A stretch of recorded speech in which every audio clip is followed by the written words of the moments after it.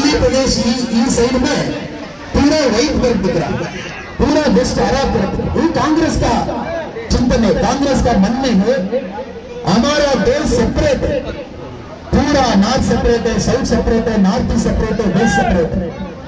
आपका पता है जी, हिंदुस्तान का दिल ये दिल्ली है, दिल्ली प्रदेश। पंजाबी पुत्र इधर है, तमिल लोग इधर है, हमारा देश में अलग अलग भाषा का जन्म इधर है। तो बीजेपी का चिंतन, मोदी जी का चिंतन एक ही चिंतन है। अब भारत माता जी का अब पुत्र तमिल लोग, हिंदी भाषण का लोग, Punjabi friends, all of us एक ही भारतीय स्पिरिट। ये इलेक्शन ये नैरेटिव में चल रहा है। आप ये इलेक्शन में 2024 मई 25 दिल्ली में आप एक तीर्मान लेना पड़ेगा। कांग्रेस का 70 इयर्स का तोड़ने का ये पॉलिटिक्स आप खत्म करना पड़ेगा। ये इलेक्शन में खत्म करना पड़ेगा। राहुल गांधी जी का भाषण आप देखो, तमिलनाडु में कंप्लीटली डिफरेंट भाषा, नॉर्थ इंडियन में कंप्लीटली डिफरेंट भाषा।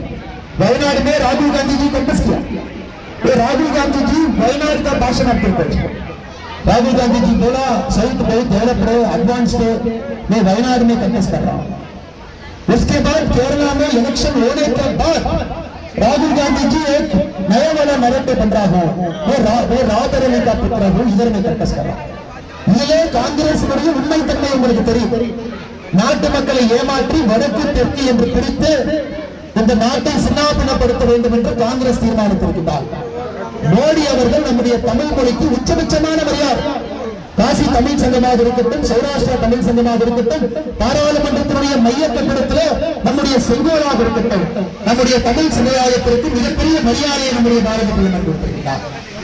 நீங்க வெளியில பாருங்க, आम आदमी कच्ची है, आम आदमी पार्टी आरएम समय में अरविंद केजरीवाल जी क्या बोला जी, मैं परिवारवाद का एगेंस्ट हूं, मैं कांग्रेस का एगेंस्ट हूं, मैं भ्रष्टाचार का एगेंस्ट हूं, मैं दिल्ली में एक हमारा मित्र कौन है आपका मैं सेवा करूंगा। अभी आम आदमी पार्टी का परिस्थिति आप देखो, आम आदमी पार्टी का 2 मंत्री जेल में है, एक चीफ मिनिस्टर बेल में, जून 1 तक बेल में।